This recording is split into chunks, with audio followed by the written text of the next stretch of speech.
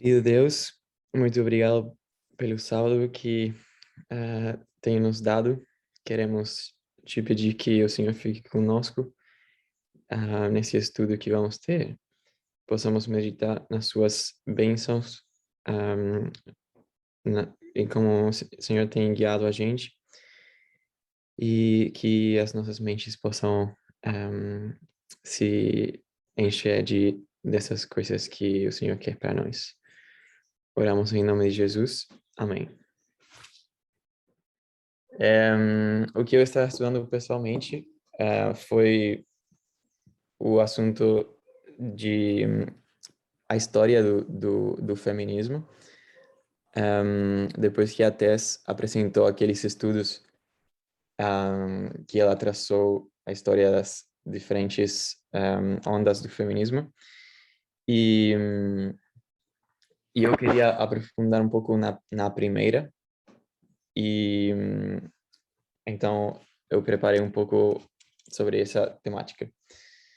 Quando eu comecei a ler sobre esse assunto, geralmente as fontes que eu estava lendo me levaram para olhar um pouco para os antecedentes, que, os eventos que conduziram nesse movimento da primeira onda do feminismo. Eu não sei se em português se diz onda também como em espanhol, mas me falam se eu estou falando errado. Então, uma coisa que para mim é importante sobre esse estudo é que leva a gente a entender como o feminismo também é um movimento que está bastante dividido. E nessa dispensação que a gente está vivendo agora, a gente tem ouvido falar várias vezes como é um pouco mais complexa do que a dispensação que tinha antes de 2019. E, e aquela dispensação, eu acho que ensinou para a gente algumas coisas importantes,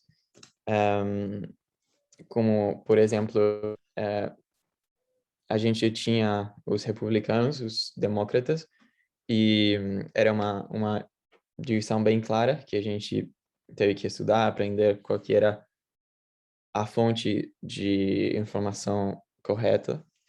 E mas a gente viu que não era tão simples, porque, por exemplo, tanto republicanos como democratas, eles gostam da liberdade, né? E as posições, as políticas deles são baseadas na defesa da liberdade. Por exemplo, a gente agora está no contexto da pandemia, a vacina. Republicanos também defendem, os que são anti-vacinas, defendem suas posturas baseadas na liberdade individual. E os democratas também, mas uma liberdade diferente. Então, quando a gente usa esses termos, a gente começou a ver que é importante entender o que as pessoas estão querendo dizer, mesmo que estão utilizando termos, os mesmos termos iguais.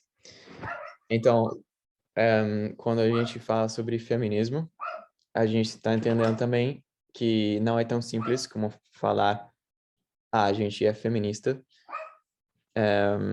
então tá tudo legal, estamos todos na mesma página. Não é tão simples assim. Eu queria ler uma definição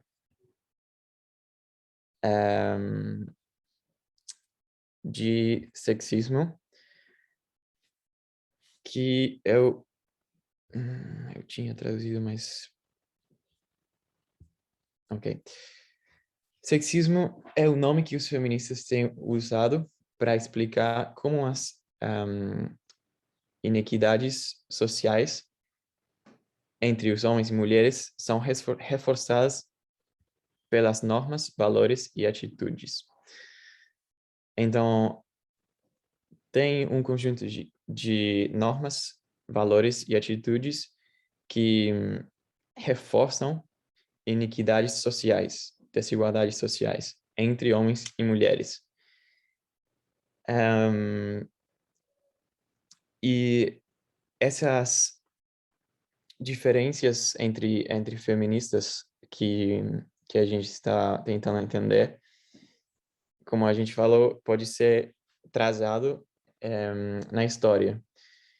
A primeira onda do feminismo, ela é considerada ter começado com a Declaração de Seneca Falls, em 1848.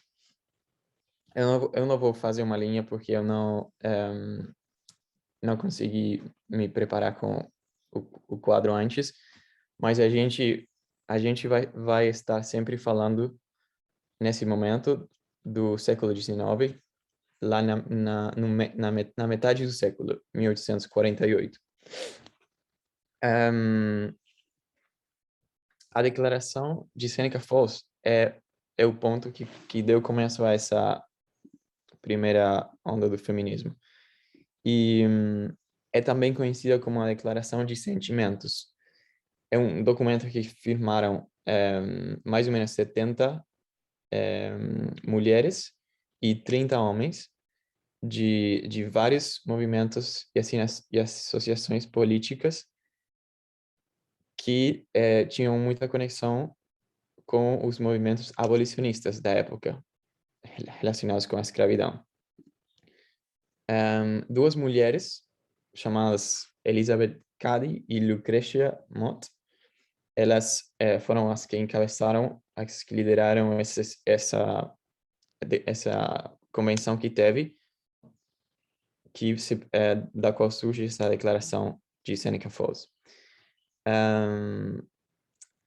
A Cady Stanton, ela foi quem escreveu a declaração, e ela fez a declaração tomar a mesma forma que a Declaração da Independência dos Estados Unidos, lá em 1776.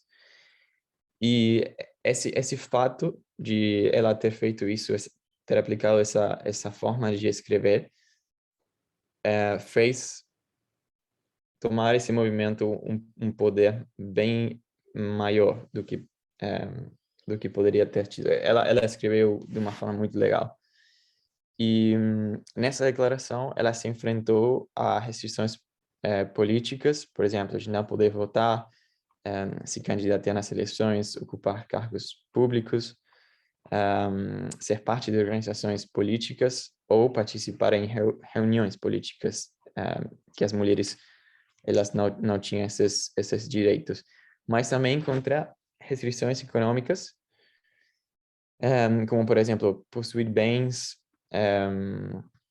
porque os bens eram transferidos para o marido naquela época. Também não conseguiam exercer o comércio, não conseguiam ter seus próprios negócios, abrir contas bancárias, etc.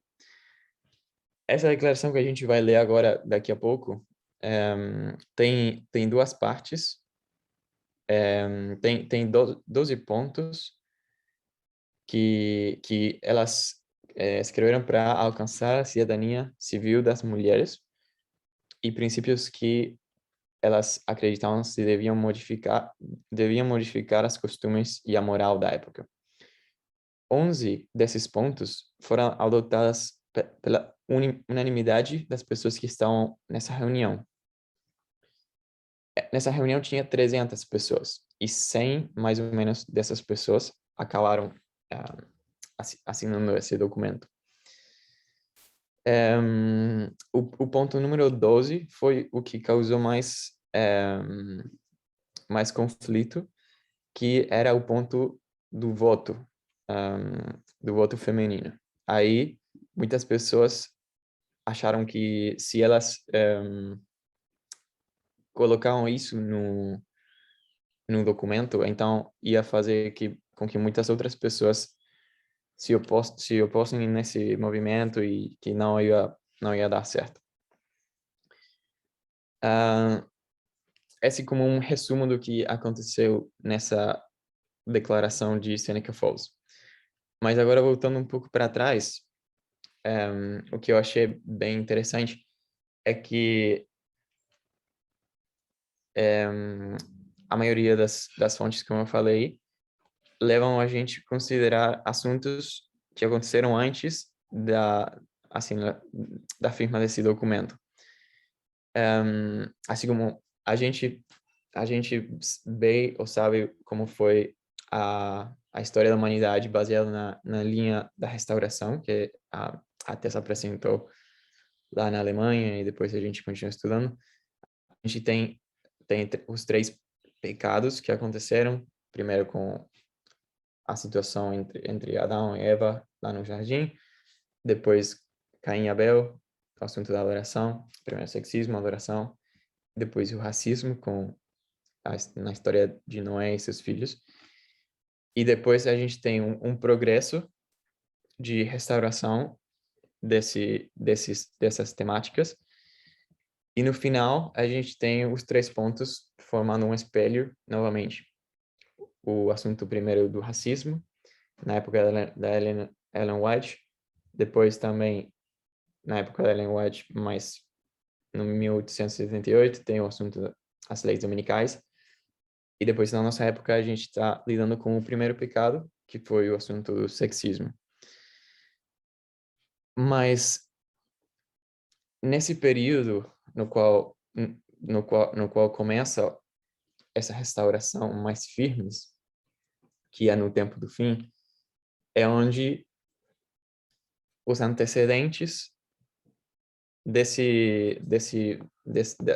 dessa convenção de Seneca Falls acontecem. Então, a partir do tempo do fim, começam, ou no entorno do tempo do fim, a gente vai ver que até um pouco antes, começam a se assentar as bases que dão lugar a essa declaração de Seneca Falls.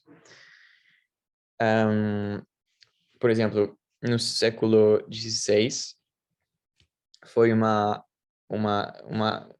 tempo de grandes transformações que se resumem bastante entre o confronto entre a reforma e a religiosa e a monarquia.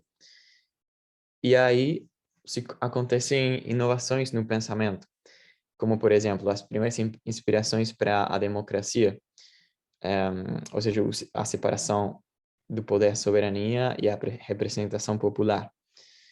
E aí dá lugar também ao movimento que a gente também tem falado, o Parminder tem apresentado sobre, que é o humanismo, e um conjunto de aspirações intelectuais e políticas que influenciaram os países na Europa e começaram a romper com esses costumes medievais.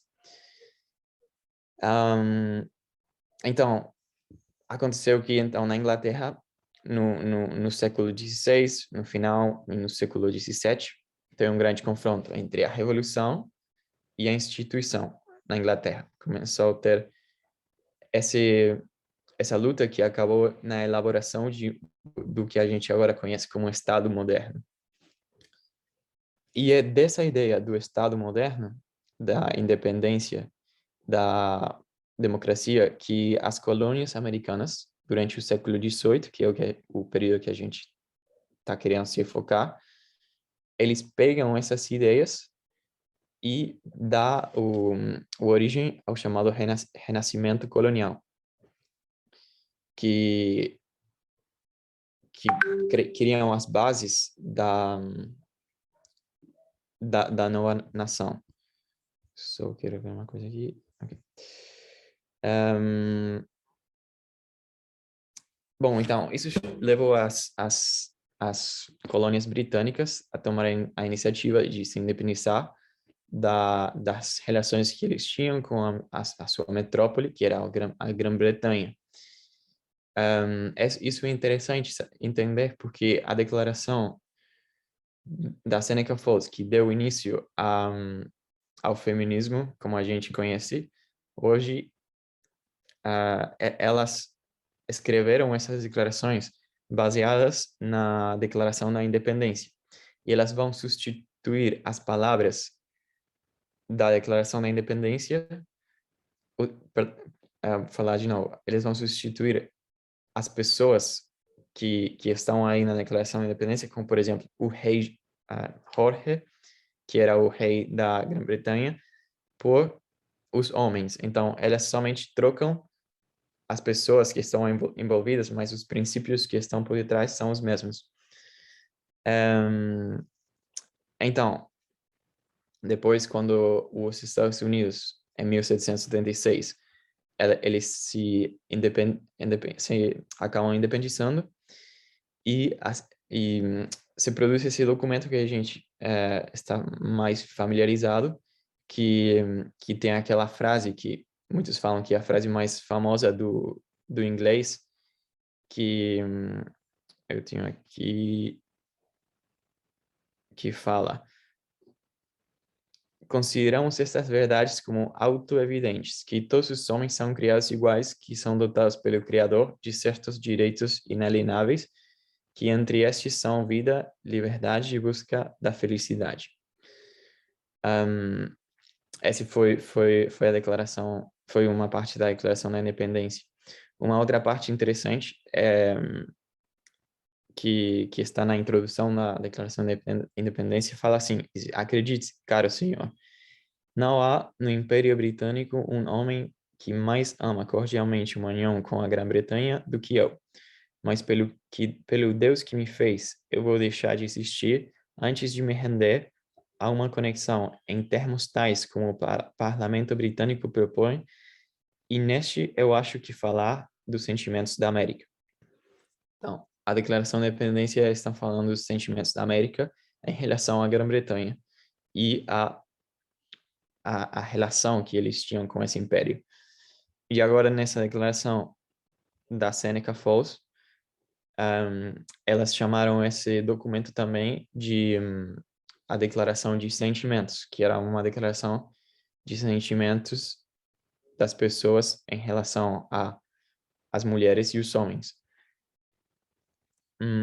Ok. Então, então depois dos Estados Unidos ganharem a independência, os americanos tiveram que fazer coisas, fazer força para fortalecer o seu país, a sua nova nação. E nesse assunto, as mulheres tiveram uma parte realizando tarefas sanitárias ou mesmo espirituais relacionadas com a caridade.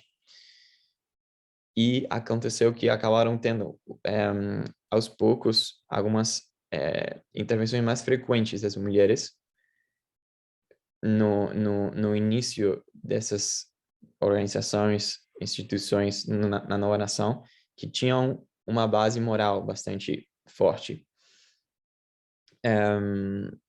Ok, então, agora a gente vai chegar no ano 1840. 1840, que é também, a gente sabe, um marco profético importante, os Estados Unidos estão submetidos a uma mudança cultural e econômica bastante grande. Eles estavam, a população deles tinha se duplicado, as fronteiras tinham se expandido bastante e eles estavam tentando dar um sentido para essa nova nação e ter o controle do seu próprio futuro. E então, nesse período, é que aconteceu uma convenção anti-escravidão na Inglaterra, da qual participaram algumas mulheres, que eu vou falar agora.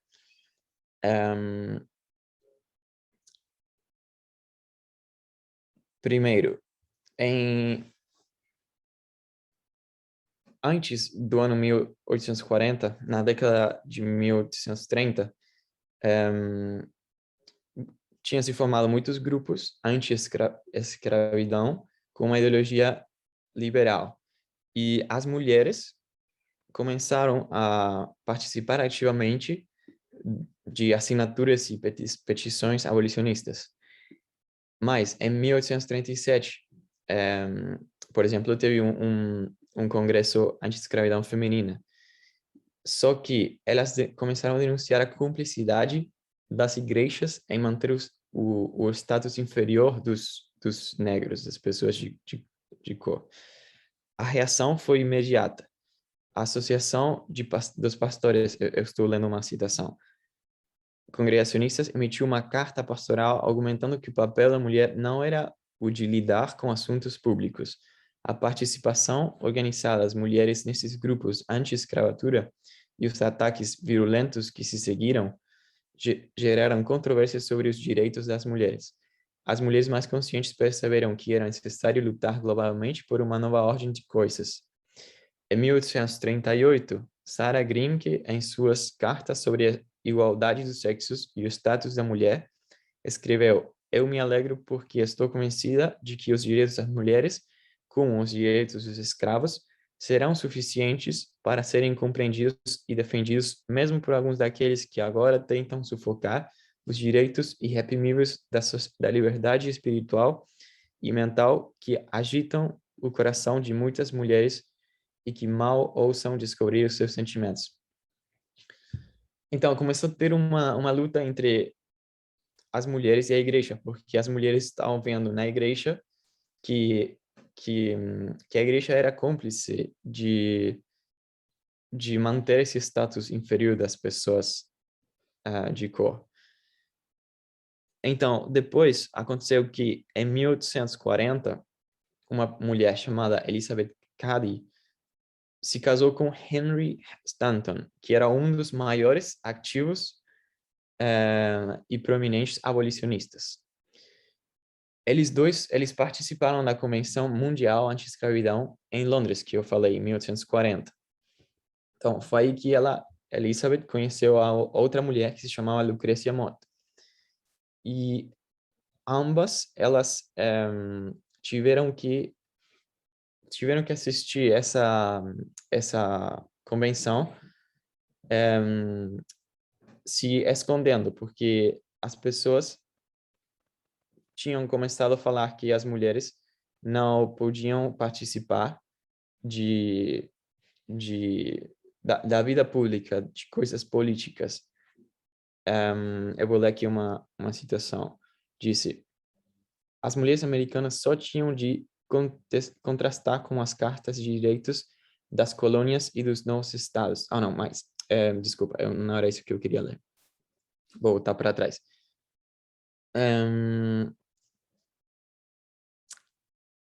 Ok, eu me perdi uma parte, um parágrafo. Disse: "Foi aí, falando de 1840, que Elizabeth Cady conheceu a Lucrecia Mott. Ambas perceberam a sua frustração perante a falta de direitos das mulheres. Assim começou a vindicação dos direitos da mulher. As mulheres americanas só tinham de contrastar com a Carta de Direitos das Colônias e dos Novos Estados. O mais óbvio desses foi a Carta de Direitos da Virgínia, que retoma a ideia de Locke, da liberdade natural original igual à existência de direitos. Contudo, a fonte mais clara da inspiração foi a própria Declaração da Independência profundamente esclarecida, que enumera a vida, a liberdade e a busca da felicidade entre os direitos naturais e inalienáveis. A declaração,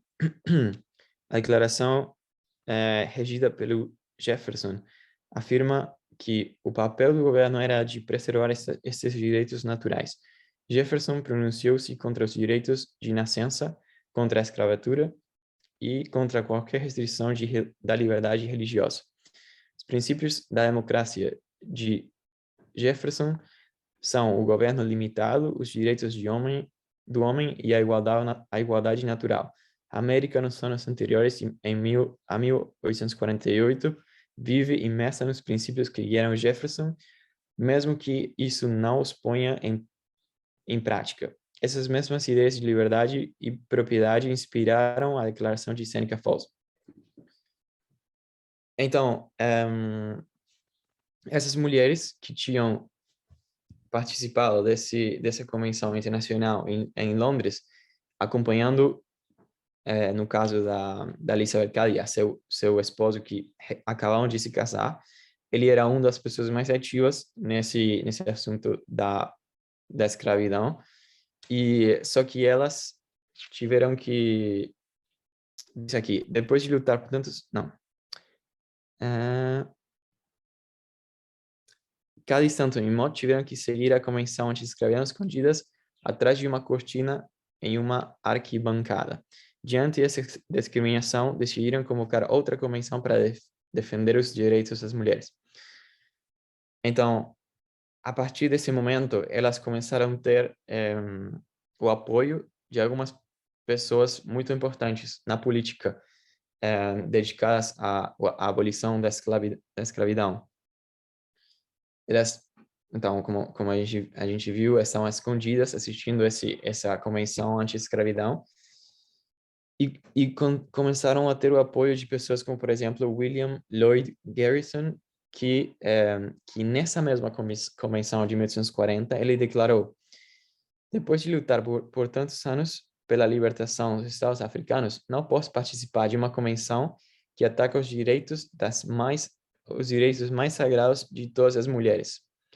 Então, nessa mesma convenção, por causa dessa discriminação que elas tinham sofrido, ele falou: tá, eu não posso participar dessa convenção que luta por direitos de algumas pessoas, quando os direitos de outras pessoas, a gente está fazendo a mesma coisa para eles que está fazendo para os escravos. Então, foi um período de 8 anos que começaram a se reunir, mas em 1848 eles decidiram fazer uma convenção que a gente está falando de Seneca Falls, e elas iam discutir aí o status social e civil e religioso da mulher. E esse se torna como o primeiro fórum público coletivo da mulher. Antes, tinham se escrito algumas coisas sobre a igualdade da mulher, mas tinham sido somente coisas de algumas escritoras individuais. Não tinha tomado um caráter assim tão público como nesse momento. Ok, então, o que eu quero fazer é ler um pouco o que elas escreveram e falar um pouco sobre o contexto também do que elas estão escrevendo. Eu vou ler os parágrafos de abertura dessa declaração. Disse: quando no curso, essas pessoas nessa convenção, o que elas escreveram. Quando no curso da história humana se tornou necessário que uma parte da família do homem para assumir que entre essas pessoas da Terra uma posição diferente daquelas que elas ocuparem até agora, mas num papel, mas um para o qual as leis da natureza e a lei de Deus, a quem elas têm direito, um decente respeito às opiniões da humanidade, requer que elas devam declarar as causas que os impulsionaram para tal. Eu não sei se ficou claro a tradução que eu fiz, mas o que elas estão dizendo é que no curso da História da Humanidade teve momentos que algumas pessoas se fez necessário que elas tomem um papel ou tomem uma posição diferente da que elas têm tomado até agora. Mas que sempre nesses momentos eles viram que as leis da natureza e a lei de Deus eram as que impulsavam essas pessoas para tomarem uma posição diferente. E elas estão falando que quando isso acontece, um decente respeito às opiniões da humanidade requer fazer bem claro qual que é o motivo pelo qual essas pessoas estão tomando uma posição diferente. Então, agora a partir disso elas vão escrever esses 12 pontos, tentando provando, demonstrando qual que é o motivo pelo qual elas estão se mobilizando. O seguinte parágrafo é o que eu estava falando que era assim como bem parte da Declaração da Independência. Elas escreveram o seguinte: Consideramos essas verdades como autoevidentes, que todos os homens e mulheres foram criados iguais, que são dotados pelo Criador de direitos inalienáveis, que são liberdade e busca da felicidade. Para garantir esses direitos, os governos são instruídos, derivando seus poderes do consentimento dos governados.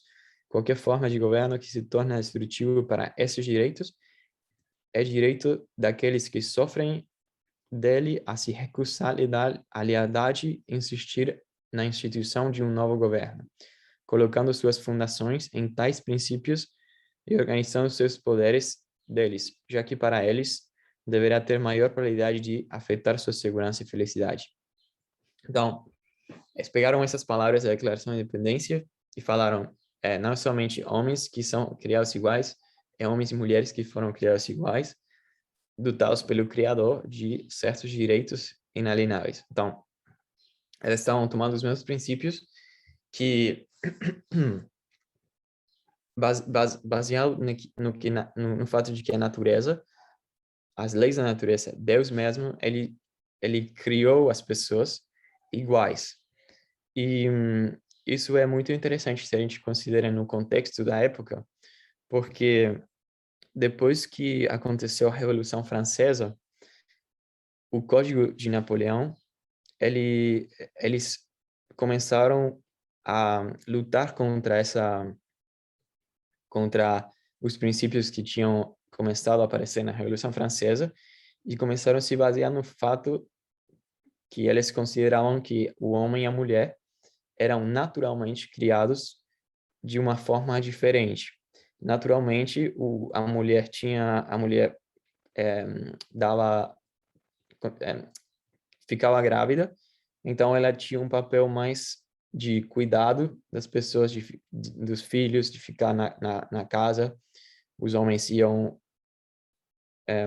conseguir o dinheiro, o sustento, que eles faziam essa ênfase que era uma coisa da natureza, uma ordem natural das coisas, e que alterar essa ordem de mulheres serem mais cuidadosas e os homens serem mais agressivos, de mulheres serem mais débeis e homens mais fortes, e muitas coisas desse tipo. Eles consideram que alterar essa ordem da natureza era ia somente trazer confusão e caos. Se a gente pensa nisso, não é uma coisa tão diferente do que a gente ouve os cristãos falar, ou a gente vê em alguns textos bíblicos que falam sobre a Eva pecou primeiro, o Adão pecou depois. Então, ela tem que se submeter ao seu marido, porque não tem outra forma de ter harmonia depois de que isso aconteceu. Então, agora, essas pessoas que se juntaram na Convenção da Seneca Falls, 1848, elas estão utilizando argumentos que falam, não é a natureza não colocou as pessoas em forma, ou não, Deus não criou as pessoas de forma diferente, eles são todos iguais, e isso é uma coisa auto-evidente. Elas estão falando que não precisa ser provado que os homens e as mulheres foram criados iguais, que todas as pessoas foram dotadas pelo Criador de certos direitos inalienáveis. Elas começaram a falar também sobre como as pessoas, a igreja utilizava as escrituras de uma forma errada para justificar que Deus tinha criado o homem homens e mulheres diferentes.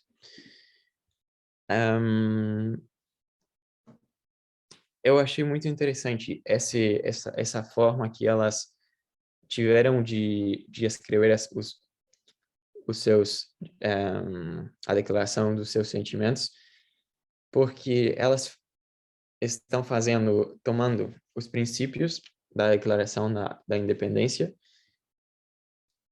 e estão colocando esses princípios no contexto delas. Então, a Declaração de Independência tinha esses princípios colocados no exemplo dos homens se livrarem da Inglaterra, Estados Unidos, as colônias se livrarem da Inglaterra. Esse era o exemplo que eles davam desses princípios de liberdade. Mas elas estão tomando esses mesmos princípios e só trocam as pessoas. Agora não é as colônias que se independizam na Inglaterra, mas é as mulheres que se independizam dos homens. Que naquela época literalmente era uma independência, porque o homem tinha o controle total sobre a mulher.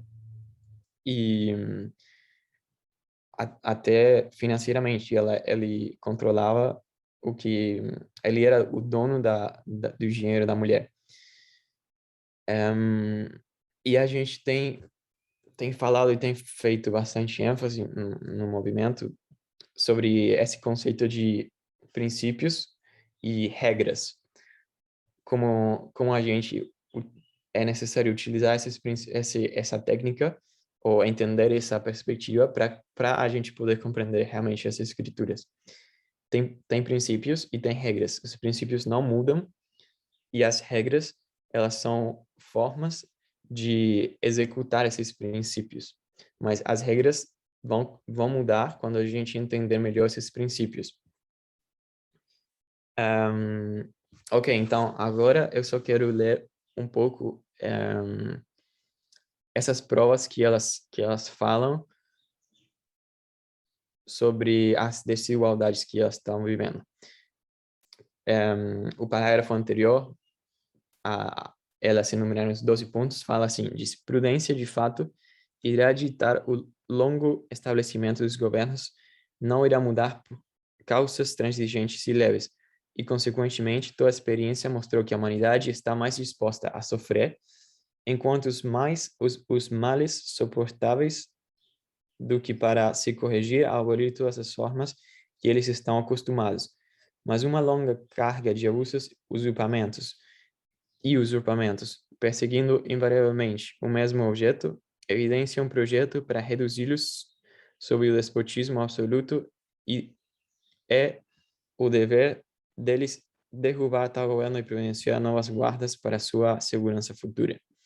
Tal tem sido o paciente sofrimento da mulher sobre esse governo e tal é a necessidade que os constrange para exigir a situação igual o que tem direito. Essa aí também eu traduzi com o tradutor, não sei se ficou muito bem, mas o que eles estão falando é que ao longo do tempo, muitas pessoas, a humanidade demonstrou que a gente está disposto a sofrer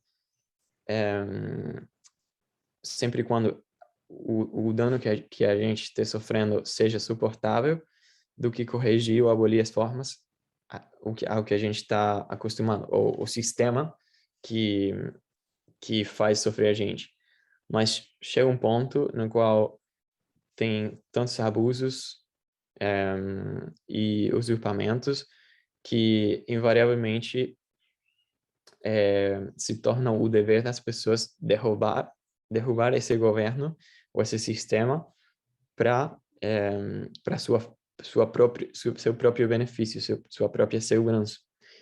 E que elas estão falando, olha, esse é o caso agora da gente, das mulheres que tem pacientemente sofrido num sistema de costumes e governo que tratava elas de uma forma desigual. Então, agora elas vão falar esses 12 pontos. Disse: o homem nunca lhe permitiu exercer, a mulher, o direito inalienável dela ao sufrágio. Ela obriga a se submeter às leis, onde na formação dessas ele não tem voz. Ele reteve dela os direitos que são dados aos mais ignorantes e degradados dos homens, nativos ou estrangeiros.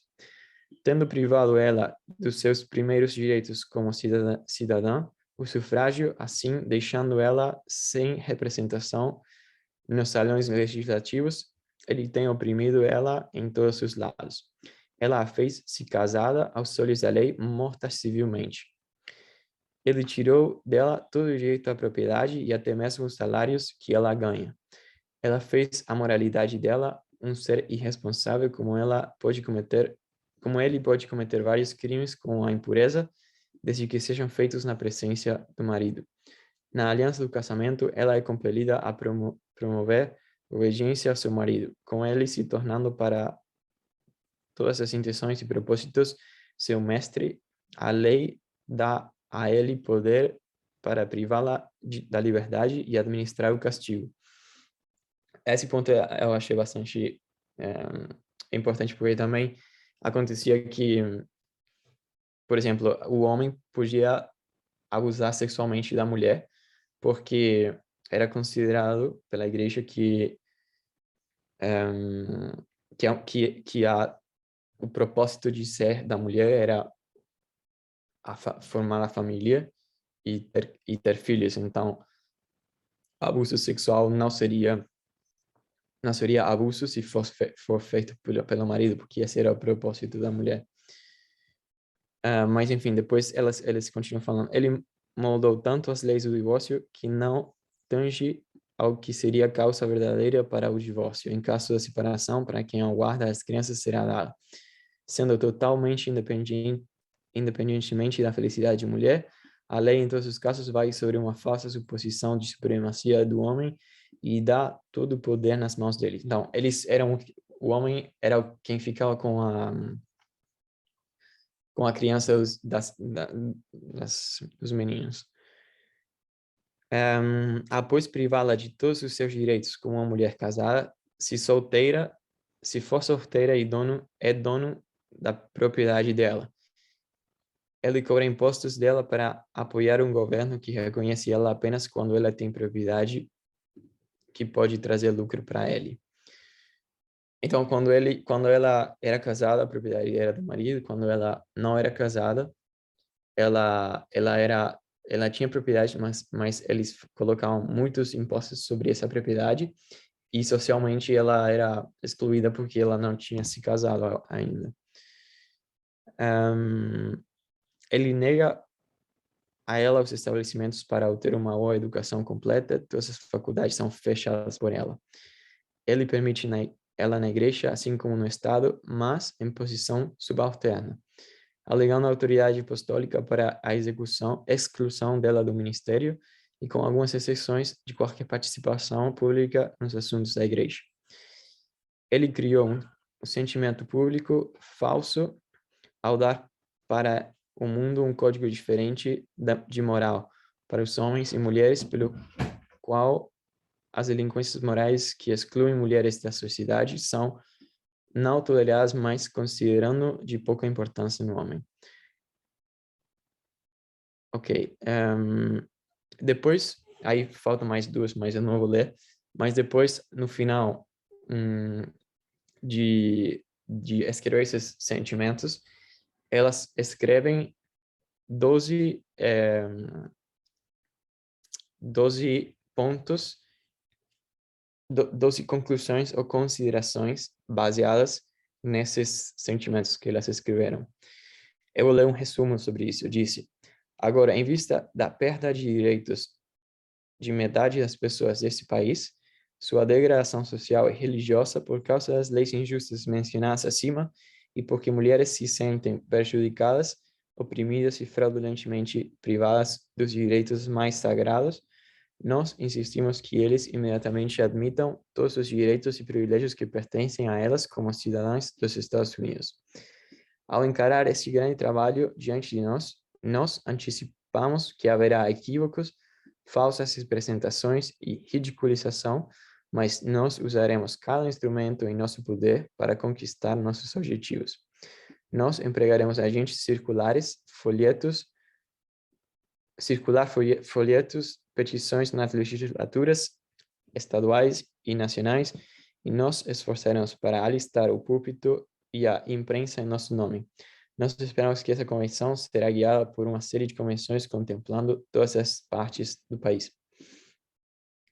Então, aí depois de escrever esses sentimentos, eles escreveram esse resumo e esses 12 pontos do que elas queriam agora a partir dessa convenção. Então, elas basicamente, resumindo, elas falaram que elas iriam lutar contra toda lei que fosse em contra da natureza, em contra da lei da natureza, da lei de Deus, que tinha criado o homem igual à mulher.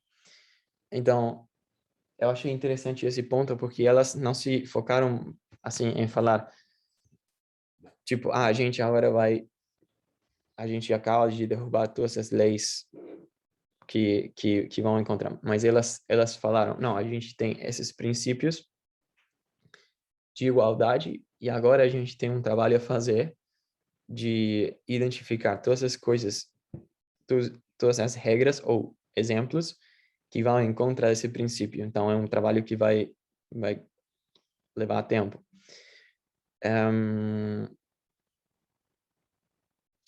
Ok, então, em resumo, é isso.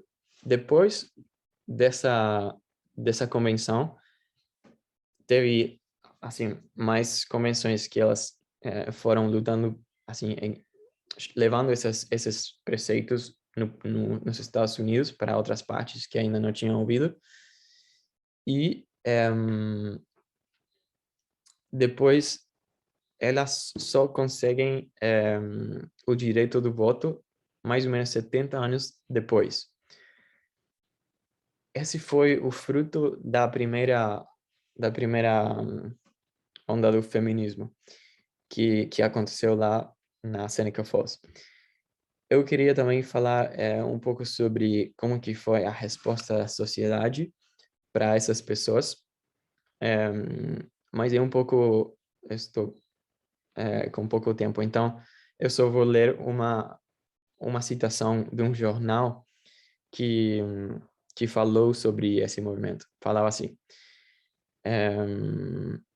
se as Nossas Senhoras continuarem a insistir em votar e no direito de legislar, onde, cavalheiros, ficarão as nossas refeições e onde descansarão os nossos cotovelos? Onde estarão os nossos pés ao fogo domésticos junto à lareira e quem ficará para remendar os buracos das nossas meias? Então, elas começaram a ter essa resposta da sociedade que falaram para elas, não, mas o lugar de vocês não é na política, não é na vida pública, porque o papel da mulher para a sociedade ter uma ordem natural é nas tarefas domésticas, no cuidado do esposo, dos filhos, da casa. E,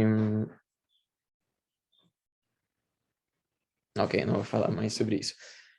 Então, resumindo, o que eu queria estudar pessoalmente, compartilhar aqui, era como que era o contexto da primeira onda do feminismo e qual foi o resultado disso. Então, a ideia fundamental é que começou a ter uma mudança primeiro na esfera do Estado,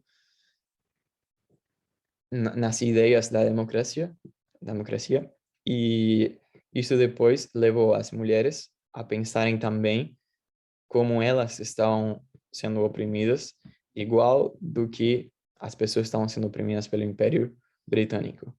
Então, elas tomam essas mesmas ideias que as pessoas naquela época realmente gostavam muito, e de uma forma muito inteligente, elas fizeram uma aplicação para sua situação.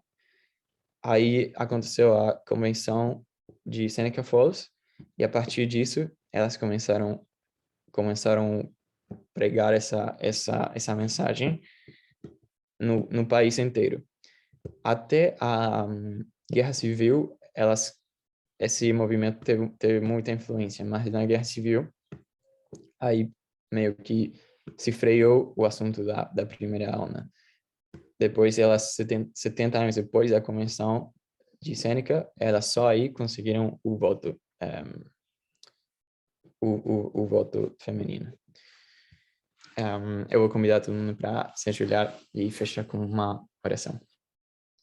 Querido Deus, muito obrigado pelo salve que tem nos dado novamente. Queremos te agradecer pelas ferramentas que a gente tem para estudar a história e ver como o Senhor tem conduzido a humanidade, como tem acontecido as coisas que levaram a gente no presente.